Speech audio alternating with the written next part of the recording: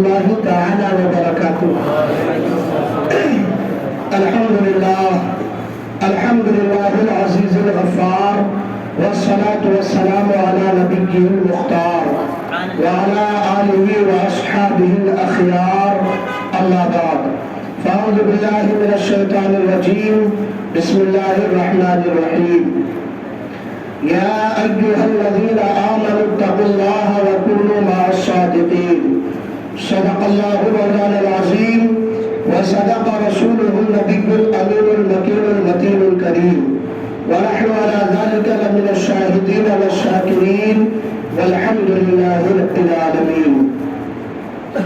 آئیے نہایتی عقیدت و محبت کے ساتھ دونوں عالم کے مالک و مختار، رحمت عالم نور مجسم صلی اللہ علیہ وسلم کی بارگاہ اقدس میں درود و سلام کا نذران عقیدت پیش کریں اور پڑھیں آواز بلند. اللہم صلی علی سیدنا مولانا محمد بارک وسلم صلاۃ و سلام علیک یا رسول اللہ صلی اللہ تعالی علیہ وسلم. ایک بار اور نبی اور آل نبی پر درود پڑھیں. صلی اللہ علیہ نبی وآلہ صلی اللہ تعالی علیہ وسلم. صلاۃ و سلام علیک یا رسول اللہ صلی اللہ تعالی علیہ وسلم. میرے سالار مسعود پر رحمت ہے، میرے سالار مسعود پر رحمت ہے. غازی دین و ملت پہ لاکھوں سلام، غازی دین و ملت پہ لاکھوں سلام. اور زمین ہند پر تیرا بڑا احسان ہے غازی، زمین ہند پر تیرا بڑا احسان ہے غازی. یہاں کے ذرہ ذرہ پر تیرا فیضان ہے غازی، یہاں کے ذرہ ذرہ پر تیرا فیضان ہے غازی. مٹائی ظلمت باطل اجالا حق کا فرمایا، مٹائی ظلمت باطل اجالا حق کا فرمایا. تیری ہر ہر ادا میں، تیری ہر ہر ادا میں شوکت قرآن ہے غازی، تیری ہر ہر ادا میں شوکت قرآن ہے غازی.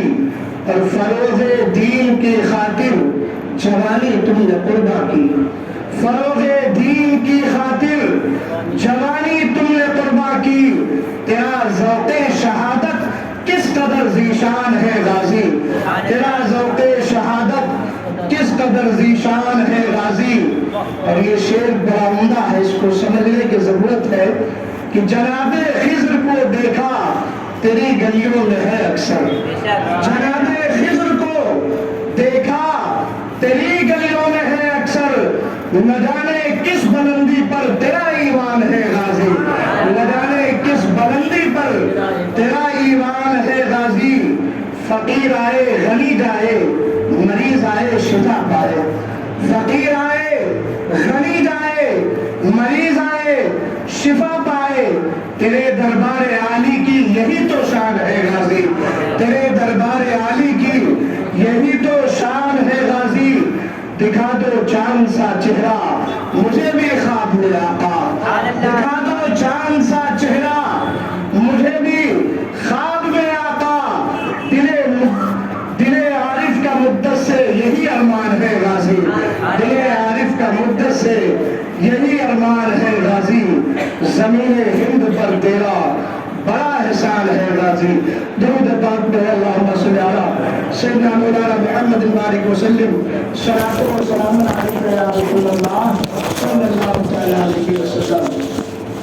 عزیزان امت اسلامیہ، میں آپ کے سامنے خطبہ مسموعہ کے بعد قرآن کریم 11ویں پارے 5ویں صفحے سورہ توبہ کی آیت نمبر 119 کی تلاوت کی ہے.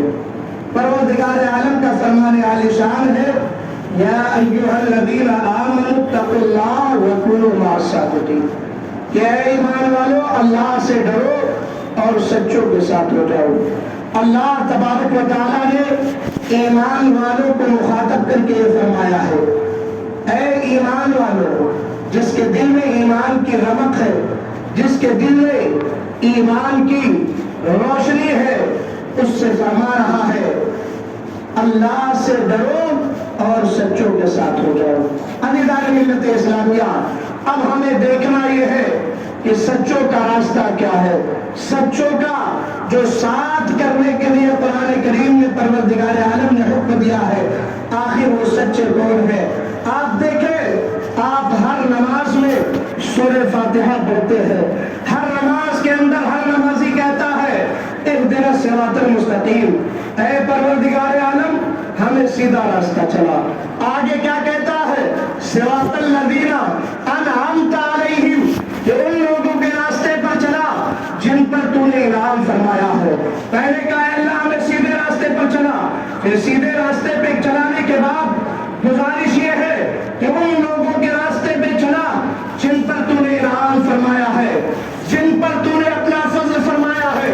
ہم نے قرآن سے پوچھا اے قرآن ذرا یہ تو بتا دے کہ یہ آخر کون لوگ ہیں جن پر اللہ نے انعام فرمایا ہے؟ تو کہا پڑھو سورہ نساء 5واں پارہ آیت نمبر 69، پروردگار عالم نے ارشاد فرمایا وَمَن يُطِعِ اللَّهَ وَالرَّسُولَ فَأُولَٰئِكَ مَعَ الَّذِينَ أَنْعَمَ اللَّهُ عَلَيْهِمْ مِنَ النَّبِيِّينَ وَالصِّدِّيقِينَ وَالشُّهَدَاءِ وَالصَّالِحِينَ وَحَسُنَ أُولَٰئِكَ رَفِیقًا۔ پروردگار عالم نے ارشاد فرما دیا اے لوگو، تم انعام والوں کا راستہ جاننا چاہتے ہو، سچوں کا راستہ جاننا چاہتے ہو، اچھوں کا راستہ جاننا چاہتے ہو، تو قرآن نے رہنمائی کر دی، قرآن نے ہمیں یہ دکھا دیا کہ یہ سچے کون ہیں۔ پروردگار عالم نے ارشاد فرمایا کہ وَمَن يُطِعِ اللَّهَ وَالرَّسُولَ، کہ جس نے اللہ اس کے رسول کی اطاعت کی، جس نے اللہ اور اس کے رسول کی فرما برداری کر لی، اسے انعام یہ ملے گا فَأُولَٰئِكَ مَعَ الَّذِينَ أَنْعَمَ اللَّهُ عَلَيْهِمْ مِنَ النَّبِيِّينَ، کہ اللہ تبارک و تعالیٰ نے فرمایا کہ سنو، پھر ان لوگوں پر انعام یہ ہوگا کہ ان کا ساتھ دے دیا جائے گا، ان کو ان کی رفاقت و معیت دے دی جائے گی جن پر اللہ نے انعام فرمایا ہے۔ اب اللہ نے خود فرما دیا کہ میرا انعام کس پر ہے، میرا فضل کس پر ہے، میری عنایتیں کس پر ہے، میری توجہ کس پر ہے۔ اللہ نے کہا سنو، وہ لوگ ہیں من النبیین، من بیان کے لیے ہے، یعنی وہ انبیاء کرام ہے، والصدیقین، اور صدیقین سچوں کی جماعت ہے، والشہداء، اور اللہ کی راہ میں اعلاء کلمت الحق کے لیے جن لوگوں نے اپنی جان کو قربان کر دیا ان شہیدوں کا راستہ ہے۔ اس کے بعد اللہ نے ارشاد فرمایا والصالحین، اور نیکوں کا راستہ تمہیں اختیار کرنا ہے۔ عزیزان ملت اسلامیہ، یہ ہمیں قرآن نے بتا دیا ہے، ہمیں قرآن نے یہ رہنمائی ہماری کر دی ہے کہ اگر تم کامیابی چاہتے ہو، اگر چاہتے ہو کہ دنیا اور آخرت تمہاری کامیاب ہو، تو انبیاء کے دامن کو تھام لو، صدیقین کے دامن کو تھام لو، شہداء اور صالحین کے دامن کو تھام لو۔ یاد رکھنا، اگر تم نے ان لوگوں کے دامن کو تھام لیا، ان کی تعلیمات پر عمل پیرا ہو گئے، ان کے مشن کو تم نے آگے بڑھا دیا، تو تمہاری دنیا بھی کامیاب ہوگی، آخرت بھی کامیاب ہوگی، کیونکہ پروردگار عالم نے ارشاد فرمایا ہے وَحَسُنَ أُولَٰئِكَ رَفِیقًا، کہ ان لوگوں نے جن لوگوں نے ان لوگوں کا ساتھ پکڑا، انہوں نے کتنے بہترین ساتھیوں کا ساتھ اختیار کیا ہے۔ عزیزان ملت اسلامیہ، تو آج جن شہداء کے ساتھ پکڑنے کا ہمیں حکم دیا گیا ہے، آج کی تاریخ میں، آج کے اس خطاب میں، انہیں شہداء میں سے ایک عظیم الشان شہید جسے سلطان الشہداء فی الہند بھی کہا جاتا ہے، وہ ذات گرامی ہے سیدنا سالار مسعود غازی رضی اللہ تعالیٰ عنہ کے کچھ وقت کے لیے آج میں اپنے غازی کی ذات پر کچھ روشنی ڈال دینا چاہتا ہوں۔ عزیزان ملت اسلامیہ، ہمارے سیدنا سالار مسعود غازی رضی اللہ تعالیٰ عنہ کا مزار پرانوار اسی ہندوستان کے صوبہ اتر پردیش کے ضلع بہرائچ شریف میں واقع ہے۔ عزیزان ملت اسلامیہ، سیدنا سالار مسعود غازی رضی اللہ تعالیٰ عنہ کا مقام اللہ کے نزدیک بہت بلند ہے، بہت زیادہ ہے۔ اللہ تبارک و تعالیٰ کی بارگاہ میں انہوں نے اپنی جوانی، ابھرتی ہوئی جوانی کا نظارہ پیش کر دیا، اسلام کی بلندی کے لیے، اسلام کی عظمتوں کے لیے، اسلام کی رفعت کے لیے میرے غازی نے اپنی جان کو قربان کر دیا ہے۔ یہی وجہ ہے کہ آج سینکڑوں سال گزر گئے، اس کے باوجود سیدنا سالار مسعود غازی کی عظمتوں اور رفعتوں کے چرچے ہو رہے ہیں، اور انشاءاللہ قیامت تک ہوتے رہیں گے، اس لیے کہ انہوں نے کام ہی ایسا کیا ہے۔ ہندوستان کی سرزمین پر جہاں پر کفر و شرک کی طغیانی تھی، جہاں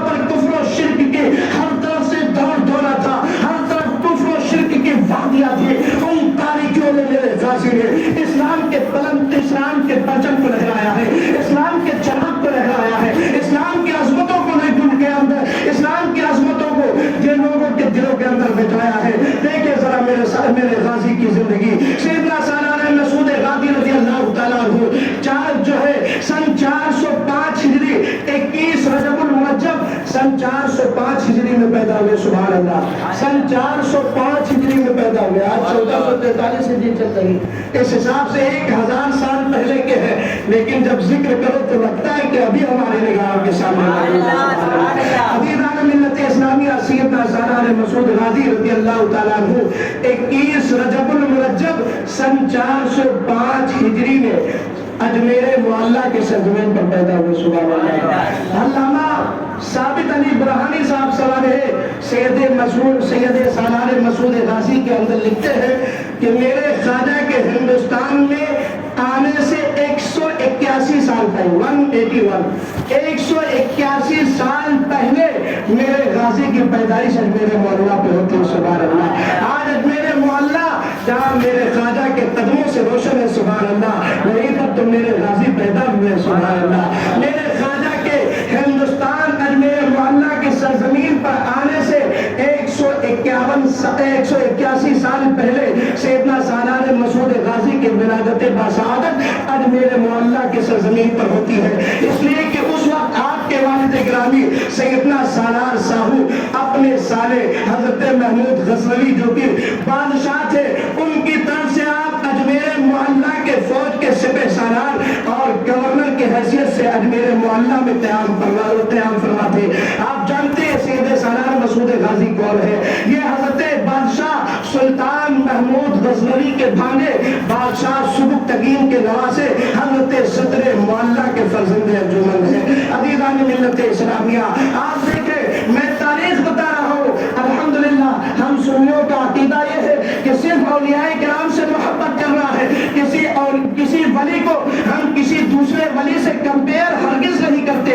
ہر ولی کا مقام و مرتبہ اتنا عرفہ و اعلیٰ ہے کہ ہم غلام ان کے قدموں تک نہیں پہنچ سکتے.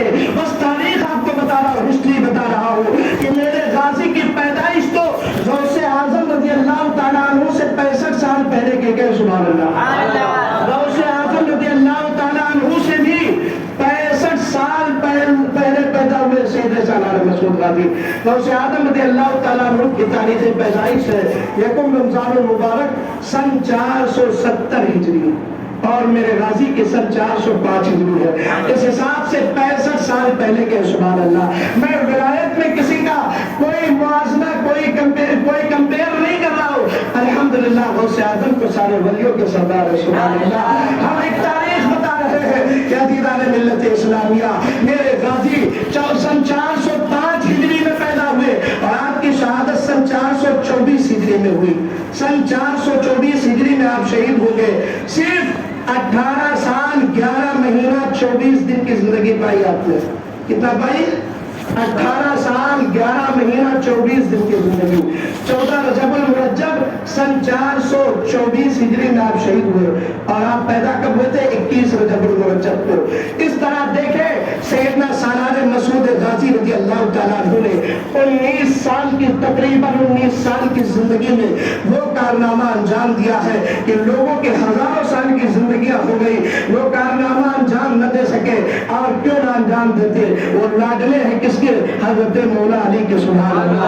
یہ کس کی نسل سے ہے؟ حضرت مولا علی کے رضی اللہ تعالیٰ عنہ کے بیٹے ہیں محمد ابن حنفیہ.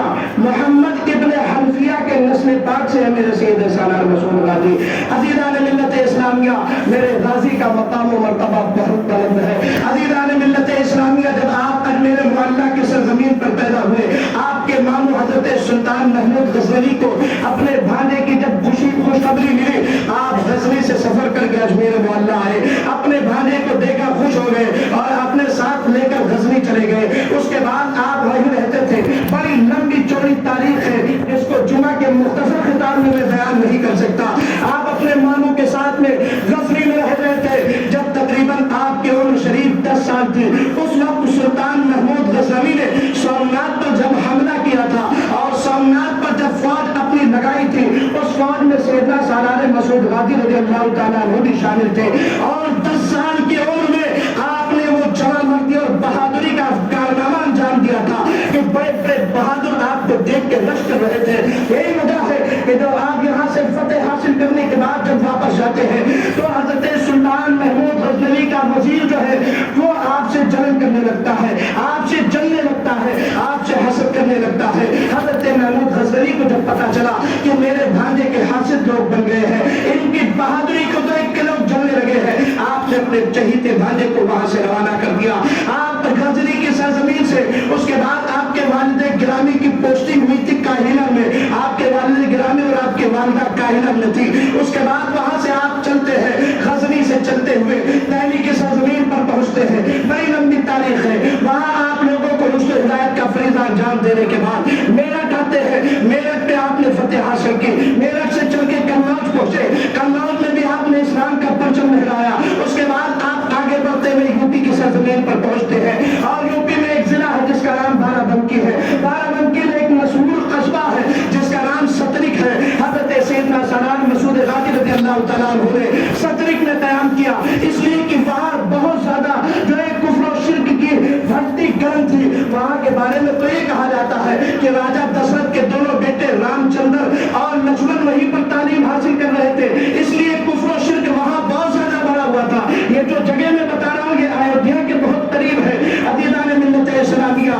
तो इसलिए मेरे गाजी ने फैसला कर लिया था कि जहाँ कुफ्र और शिर्क की तारीकी है उस तारीखों को मिटा देना है। आप वहीं पर क़याम फरमा होते हैं और अपने फौज के सिपह सालार जनाब जबुद्दीन वगैरह को और सैफुद्दीन को बहराइच की सरजमीन जहाँ पर कुफ्र और शिर्क की बात थी वहाँ पर जो है अपनी फौज को भेज देते हैं। और उसी दरमियान जो है प्रतापगढ़ जिला में एक जगह है जिसका नाम मानिकपुर है। मानिकपुर के राजा ने भी बगावत की थी, उसकी सरकोबी के लिए आपने एक फौज भेजा। उसके बाद इलाहाबाद के सरजमीन पर जब इस्लाम के खिलाफ आवाज उठी, सैयदना सालार मसूद गाजी ने एक फौज जो है इलाहाबाद की सरजमीन पर इस्लाम के परचम को लहराने के लिए भेजा। इस तरह आपने अमेठी में भी अपने फर्जंदान अपने साथियों को भेज के इस्लाम के परचम को लहराने की कोशिश की। हर गली हर कूचे में इस्लाम की अजमतों को बयान करने की कोशिश की। जब आपका बयान मकाम सदरिक में था, इसी दरमियान बहराइच से ये खबर आती है कि हमें जो है 21 राजाओं ने घेर लिया है, हर तरफ से हम पर इस्लाम वालों पर मुसलमानों पर जुल्म सितम की बात की जा रही है। जब सैयदना सालार मसूद गाजी रज़ी अल्लाह तआला अन्हु को ये खबर मिली तो आप सतरिक से सफर करके वहाँ बहराइच के सरजमीन पर पहुंचते हैं। रास्ते में बहुत सारे वाक़यात हुए, बहुत सारी करामातें हुई जिनको तफसील से बताने का वक्त मेरे पास नहीं। बहराइच की सरजमीन पर आपने 21 राजाओं का तने तरह मुकाबला किया। अल्हम्दुलिल्लाह, जिसके खून में अली का शेर, अली का खून दौड़ रहा हो उसको कौन शिकस्त दे सकता है। 21 राजाओं को तनहा गाजी के फौज ने शिकस्त दे दी। जब शिकस्त दे दिया उन लोगों ने दोबारा प्लानिंग की और लंबी चौड़ी फौज लेके आए और उसके साथ साथ उन्होंने जो है और प्लानिंग करके दोबारा मेरे गाजी और उनके साथियों पर हमला करने की कोशिश की। अली के लाडले ने दोबारा उन्हें शिकस्त से दो चार कर दिया। तीसरी बार में जब उन लोगों ने और लोगों को जमा कर दिया, लाखों की तादाद लेके आए और साथ ही साथ उन लोगों ने ये प्लानिंग की कि जिस मैदान में जंग होना था, जिस मैदान में लड़ाई होनी थी, उस मैदान के अंदर इन लोगों ने क्या किया, नीचे से कीलें बिछा दी और कीलों को बिछा दी ताकि घोड़े जो इधर से गुजरेंगे उनके पैरों में कीलें घुस जाएंगी और कीलों को घुसने की वजह से उनके घोड़े गिरेंगे तो इस्लाम के माजिलों को शहीद कर दिया जाएगा। अज़ीज़ान मिल्लत इस्लामिया रब को मंजूर था, इसलिए उनकी ये प्लानिंग कामयाब हो जाती है। इस्लाम और मेरे सैयद सालार मसूद गाजी रज़ी अल्लाह तआला अन्हु के साथी जब मुकाबले के लिए जाते हैं, पहले तो वो शेर दहाड़ते हुए जाते हैं और उन जो है कुफ्र और शिर्क की तारीकियों में डूबे हुए लोगों को मूली और गाजर की तरह काटते रहते हैं। सुबह से शाम तक लड़ाई चलती रहती है। आपके साथियों में तकरीबन 50,000 लोग बताते हैं शहादत के दर्जे पर फाइज हो जाते हैं। उसके बाद मेरा सैयदना सालार मसूद गाजी उसी शान और शौकत के साथ निकलते हैं जिस शान और शौकत के साथ करबला की सरजमीन पर आपके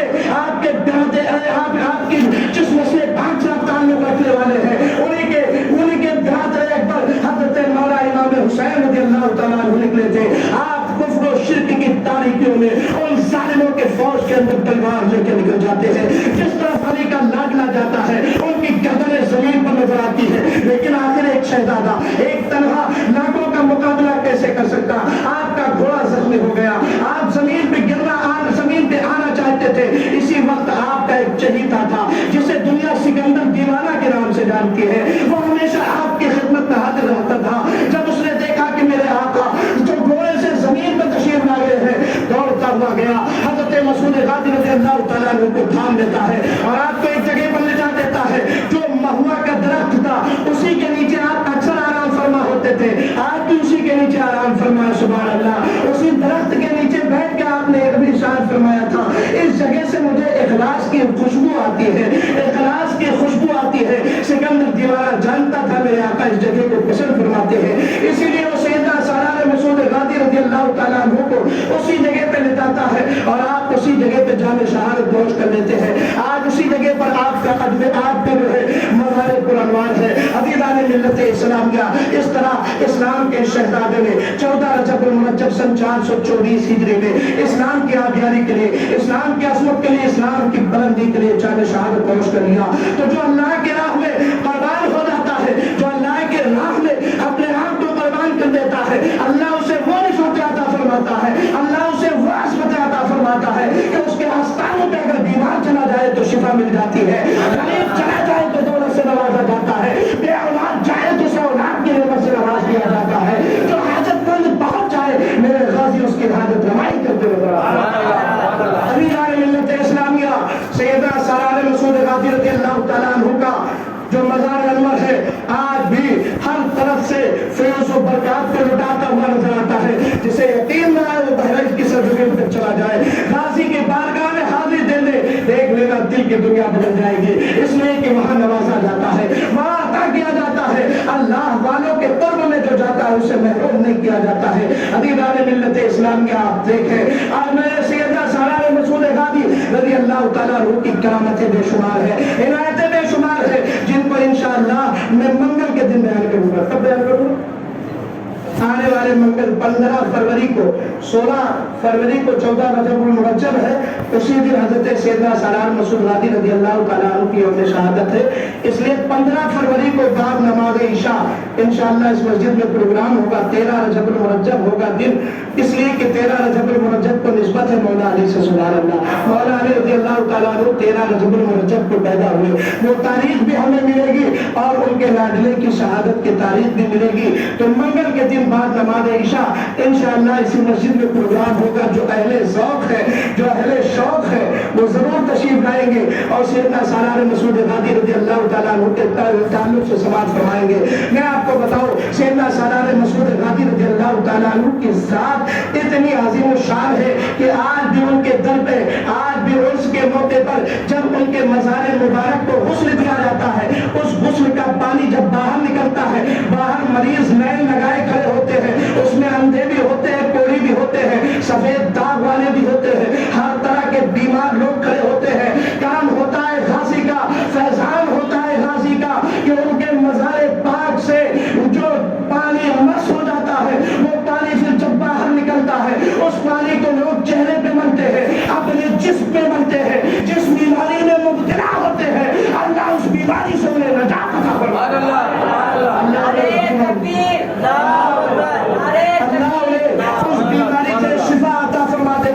عزیزان ملت اسلامیہ، آج بھی معمول ہے، ہر سال وہاں سے کوڑی، اندھے اور برس والے شفا پاتے ہیں۔ باقاعدہ دہن بہرائی شریف میں دفتر میں جو ہے ایک رجسٹر موجود ہے جس کے اندر وہاں شفا پانے والوں کی پوری فہرست موجود ہے۔ یہ کوئی ہوا ہوائی بات نہیں کہ ابھی کی بات کر رہا ہے، آپ چلے جائیں بہرائی دفتر میں دیکھ لیں کہ کتنے لوگوں نے میرے غازی کے دربار سے شفا پائی ہے۔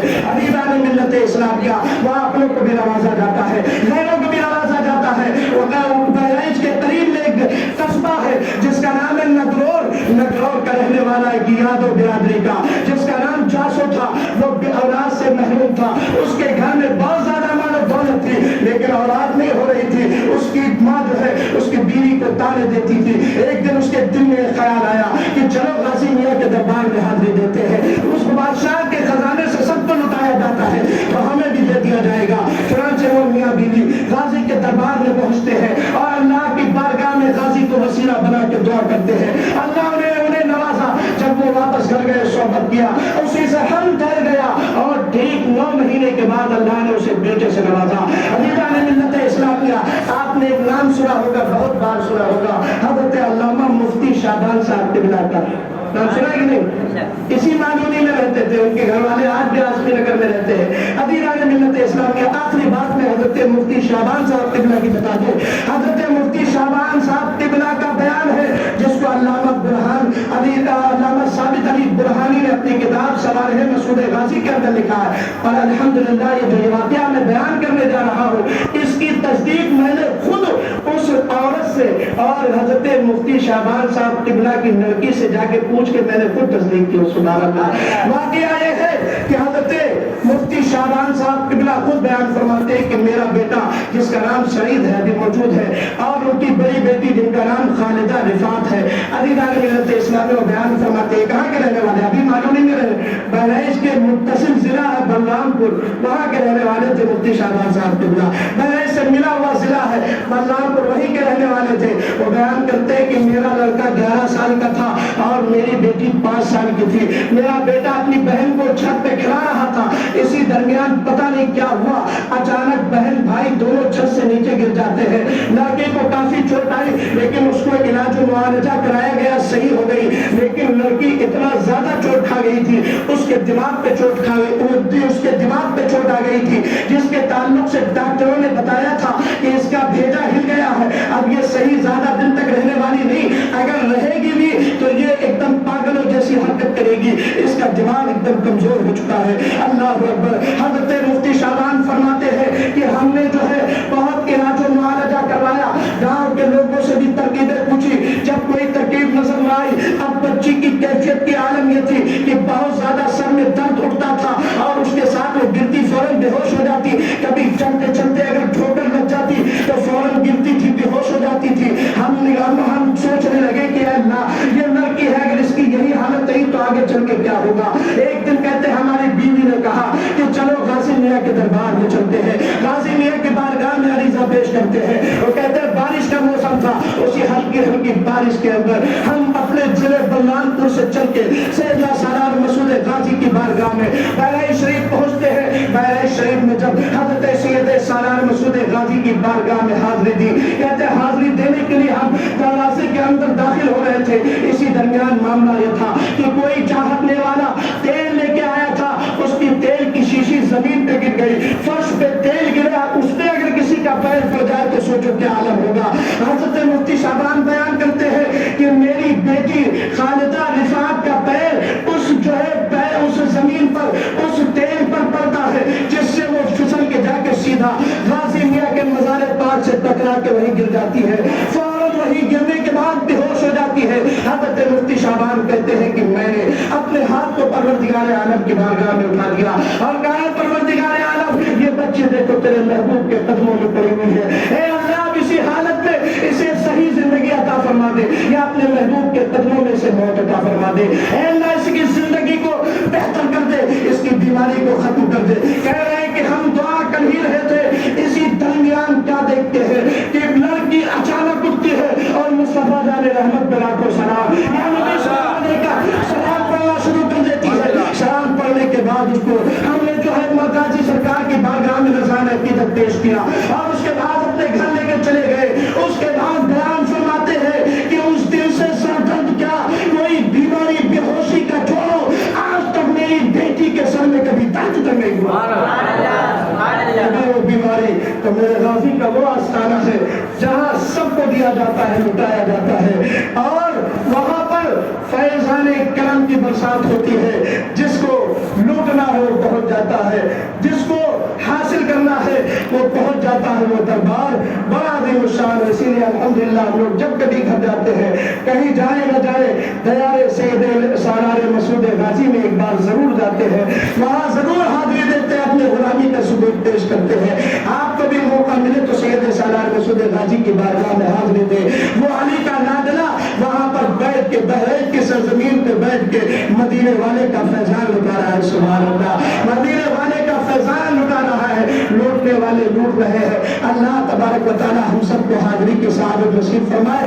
انشاءاللہ اسی کے آگے جو منگل کے دن بیان کیا جائے گا حضرت کا یوم ولادت بھی ہے اور ان کی تاریخ بھی ہے، اس لیے آپ حضرات منگل کے دن اسی مسجد میں بعد نماز عشاء 15 فروری کو ضرور تشریف لائے۔ سیدنا سالار مسعود غازی رضی اللہ تعالیٰ عنہ کی بارگاہ میں خراج عقیدت پیش کیا جائے گا۔ عزیزان ملت اسلامیہ، حالات کے حساب سے آج میں نے جو ہے یہ موضوع کا انتخاب کیا تھا کہ اسلام اور پردے پر کچھ گفتگو کی جائے گی، لیکن چونکہ سیدنا سالار مسعود غازی رضی اللہ تعالیٰ عنہ کے تعلق سے بیان کرنا بھی میں نے ضروری سمجھا۔ جمعہ میں لوگ کافی ملتے ہیں، ان کے سامنے بہت کچھ رکھی بات رکھی جا سکتی ہے، بعد میں بلاتے ہیں تو چند لوگ حاضر ہوتے ہیں، اس لیے میں نے جو ہے اس موضوع پہ گفتگو کی۔ عزیزان ملت اسلامیہ، اسلام اور حیا، اسلام اور پردہ، یہ بڑا عظیم الشان موضوع ہے، اس پر انشاءاللہ کسی دن گفتگو کی جائے گی۔ بس اتنی گزارش ہے آپ سے کہ آپ اپنے گھروں میں پردوں کا ماحول بنائیے، آپ اپنی بیٹیوں کو پردے کے اندر رکھنے کی کوشش کیجیے۔ اسلام پردے کے اندر ان کی عزت و عظمت کو بڑھاتا ہے، بے پردہ لوگوں کی عزت کو کوئی فراوانی نہیں ملتی ہے۔ عزیزان ملت اسلامیہ، اسلام کا جن لوگوں نے دامن تھاما ہے، مضبوطی سے تھاما ہے، صرف نام کے مسلمان نہیں ہے، وہ پردہ کرنے کو فخر محسوس کرتے ہیں۔ آپ دیکھیں کرناٹک کی سرزمین پر آج ہماری بہنیں جو ہے پردے کے لیے لڑ رہی ہے، اللہ نے اور حوصلہ عطا فرمائے، بلکہ اللہ نے انہیں کامیابی بھی عطا فرمائی ہے۔ کورٹ کی طرف سے آرڈر آیا ہے کہ پردے پر کوئی پابندی نہیں لگائی جا سکتی، اس لیے کہ یہ ہمارا فنڈامنٹل رائٹ ہے، یہ ہمارا جو ہے بنیادی حق ہے، اور سنویدھان کے حساب سے کسی بھی مذہب میں اور کسی بھی مذہب میں کوئی انٹرفیئر مداخلت نہیں کر سکتا۔ اس لیے آپ اپنے گھروں میں اسلام اور پردے کا ماحول بنائیے۔ یاد رکھنا، پردے کے اندر اللہ جو عزت عطا فرماتا ہے وہ بے پردگی میں نہیں ملتی ہے۔ آپ لوگ سوشل میڈیا سے بہت زیادہ قریب رہتے ہیں، آپ نے دیکھا ہوگا کہ آج لوگ انسٹاگرام، ٹک ٹاک وغیرہ پہ مجرا کرنے والے سالوں سے مجرا کر رہے ہیں، لیکن انہیں نہ وہ شہرت ملی نہ عزت ملی، لیکن اس مسکان نام کی شہزادی کو جو اسلام کے لیے اللہ اکبر کی صدا بلند کرتی ہے، لاکھوں کے تعداد میں لوگوں نے اسے جان لیا، پہچان لیا۔ پردے کے رہ کے، پردے کے اندر رہ کے جو اسلام کی عظمت و رفعت پہ مر جاتا ہے، اللہ اسے بلندی عطا فرماتا ہے۔ تم جسم کی نمائش کر کے وہ عزت و وقار اور وہ مرتبہ حاصل نہیں کر سکتی جو ایک پردہ نشین بہن نے اللہ اکبر کا نعرہ بلند کر کے حاصل کر لیا۔ اس لیے اپنی بیٹیوں کو پردے کی دعوت دیجیے، اپنے بیٹیوں کو، اپنے بہنوں کو، اپنی عورتوں کو پردے میں رکھنے کی کوشش کیجیے، ان کی دنیا بھی کامیاب ہوگی، آخرت بھی کامیاب ہوگی۔ انشاءاللہ اس موضوع پر پھر کسی کے دن گفتگو ہوگی۔